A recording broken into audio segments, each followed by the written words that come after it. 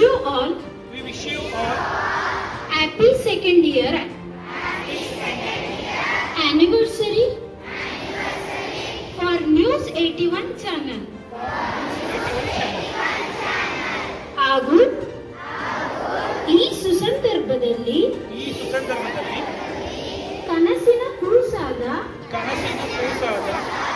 news 81 ಚಾನೆಲ್ನ ಸಂಸ್ಥಾಪಕ ನಿರ್ದೇಶಕರಾದಂತಹ Shri Prashant KC ರವರಿಗೆ ತುಂಬು ಹೃದಯದ ಅಭಿನಂದನೆಗಳನ್ನು